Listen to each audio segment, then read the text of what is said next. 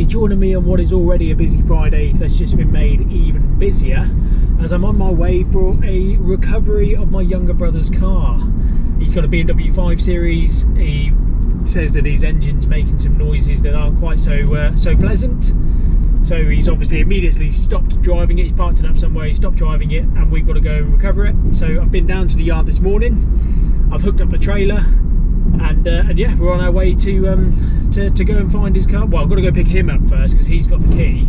I'm hoping it'll run for just enough to get it onto the trailer, and then once it's on the trailer, we'll determine our destination, whether it goes straight to the scrapyard or whether it goes to the workshops and we attempt to see what it is and obviously fix it. And I will gladly point out he hasn't purchased this car from me. So yeah, it's worth noting that. It's 2009 BMW 520D estate. It's done a fair amount of miles. I'll confirm the mileage when we get there. But I thought I'd also do a little update video because I've now owned my Defender for over 12 months, for about 14 months now to be precise.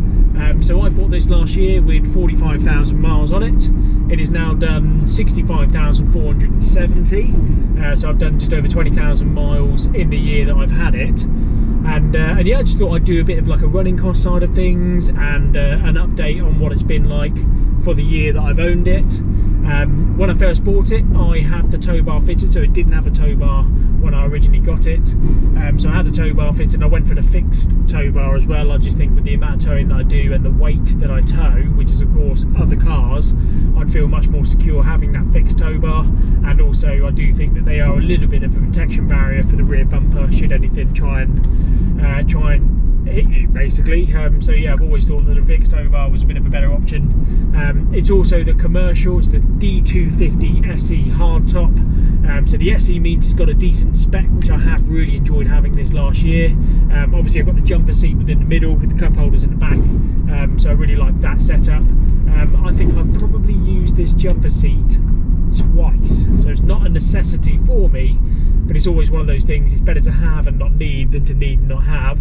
Obviously I've seen quite a few people with the commercial Defenders put rear seats in, take the bulkhead out and put rear seats in, which is probably something I'll do in the future, but at the moment it works quite well because obviously I've got my two border collies, so they've got an enormous amount of room in the back, and the bulkhead just means that they're secure in there and they're not coming through to the front where I am. And it also means that it doesn't really matter where I go with them, they can get as muddy and as filthy as they like, and as long as they're back there, then I'm perfectly clean within the front. The Meridian sound system is a must. I think it's a really good sound system. I've got leather, I've got heated seats, I've got adaptive cruise control. Don't have the heated wheel in this particular one. I know there are a few out there that do, which is a lovely thing to have, but obviously not necessarily the necessity. But what I have really enjoyed is the digital dash within the centre and the fact that it is wireless Apple CarPlay. So in terms of the spec, there's nothing really that I've thought it's missing. I think the most impressive thing, and I mentioned it when I first had the vehicle, the most impressive thing is those 360 cameras, because it is a really big truck. So those 360 cameras are, yeah, they're fantastic. It's just so easy to park it in places where I can, and so easy to navigate through tight lanes or anything like that. So yeah, really enjoyed having the spec of it. As I mentioned, I've done 20,000 miles in it, and I've serviced it twice within those 20,000 miles. I'm very much a believer that you kind of over-service cars, really. So it's had two services, one about 8,000 miles in, and the second one at about another 8,000 miles. So I'll probably keep it to 8,000 mile servicing intervals, which is far shorter than what they recommend from manufacturer. But I think it's kind of the key to keeping these cars on the road and healthy is to almost over-service them. I've also had a set of tyres, so I would say the tyres I had it on probably only had about 3.5mm left on them. So it didn't take too long for them to wear down to wear markers. So again, went with the Pirelli P0 tyres, which is the Land Rover fitment, which of course, when you're talking Pirelli type tyres, they're not necessarily cheap. So they're about 270 or 280 pounds plus the VAT a corner.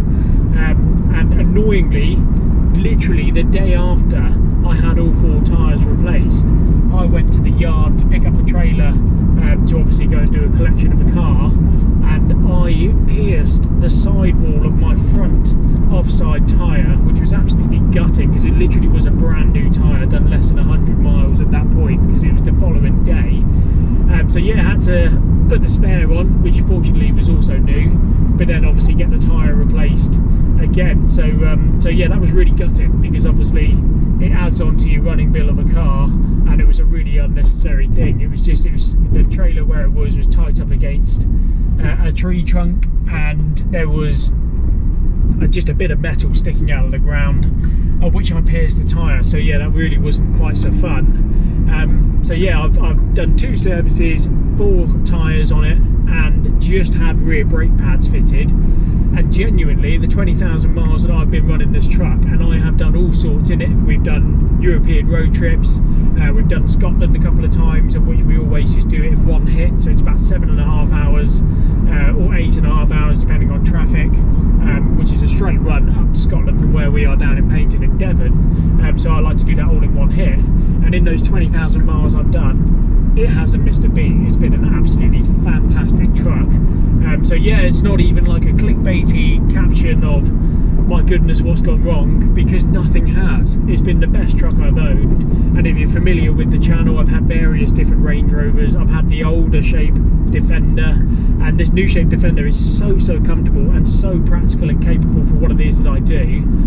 It hasn't missed a beat. Those 20,000 miles have genuinely been absolutely fantastic, and I can't see myself getting rid of this truck anytime soon.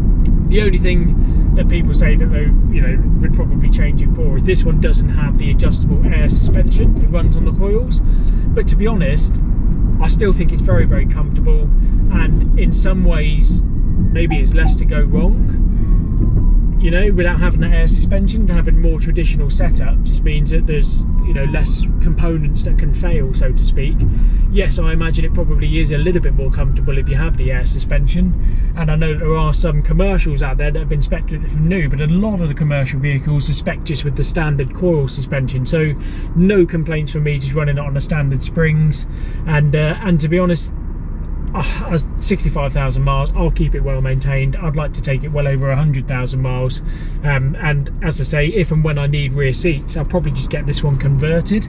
And it's still very modern. I love the tech it has, the wireless Apple CarPlay, electric memory seats, because obviously I share this car. My wife will sometimes drive it as well, and having the memory seats is really quite good, because obviously we differentiate between the two, go straight back to my position.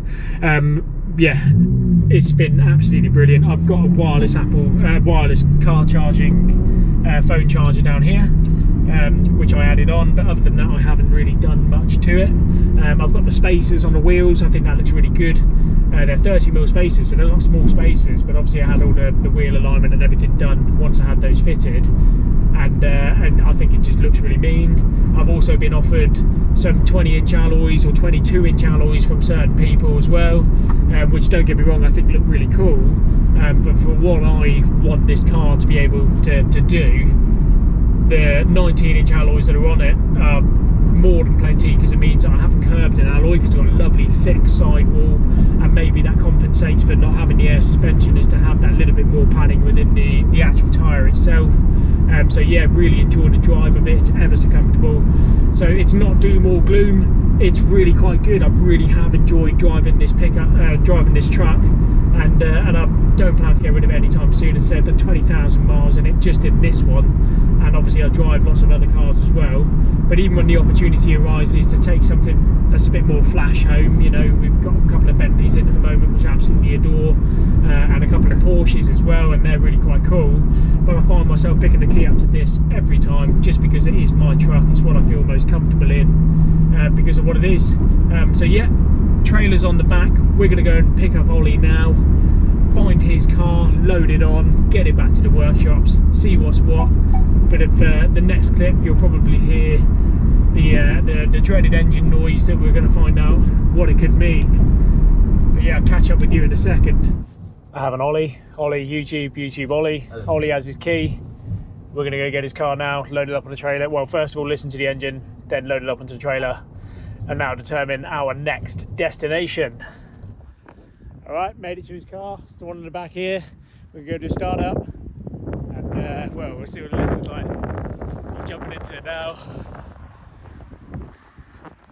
Let's open it up. Where's your bloody release? Right in the middle. Oh yeah.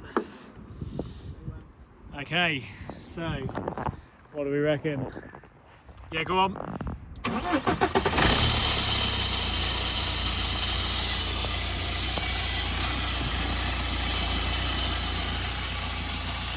Little noisy that, isn't it?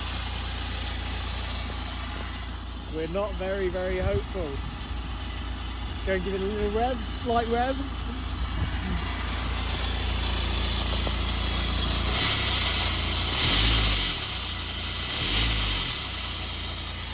That sounds a bit raspy, a bit chainy maybe. We'll get it loaded up onto the trailer and make a plan.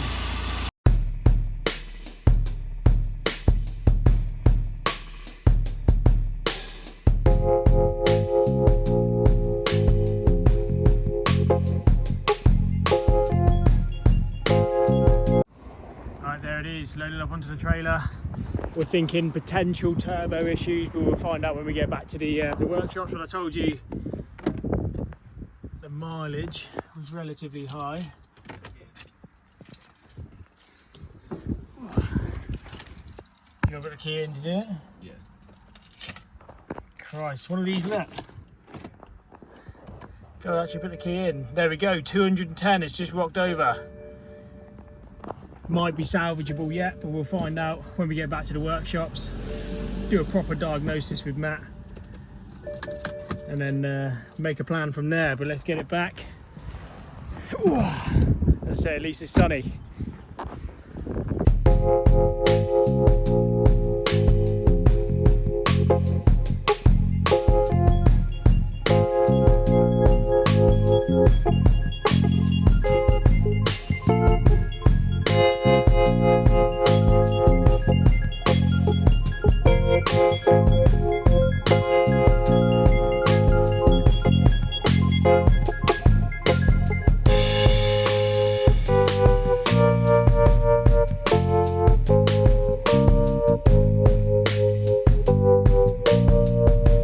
Alright, so trailer's loaded with Ollie's car, who's feeling a little bit deflated, but we're going to get him into a mighty Ford Focus that we've taken in part exchange lately, which I'm sure he'll be very pleased about. What colour is it? Red. Nice. And it's faded as well. Everyone so knows red cars yeah, are faster. absolutely, red cars are faster. But going back to the truck side of things, as I say, I still stand on my point. It's the best truck I've owned, because albeit obviously it's not the biggest thing we've towed, the BMW 5 Series, but it is effortless. It's designed to do this type of thing. I've got the I for William CT177 trailer. I've had it a few years now, and I know the Brian James T6 trailers are pretty desirable over and above these, but I still hold these in high regard because I think they're fantastic to tow with. So the truck and trailer combination that I run, this Defender with that trailer, I wouldn't change it. It's absolutely brilliant. So yeah, as I say, 20,000 miles, 2 services, 5 tyres, because obviously I burst one, and rear brake pads, and it's the best truck I've owned. Let's say a service was probably £300 each. The tyres, as I mentioned, they're about £280 plus the VAT each, and rear brake pads are nothing. They were 60 quid or something with the wear wire. So the running costs have been very, very reasonable for the level of comfort that I get from this truck, and being a commercial vehicle, it is very tax efficient for me. But yeah, I really hope you've enjoyed just a small update on my year of ownership, and we'll get this back to the yard now. Matt's going to diagnose it. We're thinking it might be turbo issues, but I might even do a video on Ollie's car, because it is one of our high mileage heroes, if we get the repair done. So thank you ever so much for watching. Please don't forget to like and subscribe to the channel. The numbers are growing, and I'll see you for the next one. Thank you. Say bye, Ollie. Bye bye.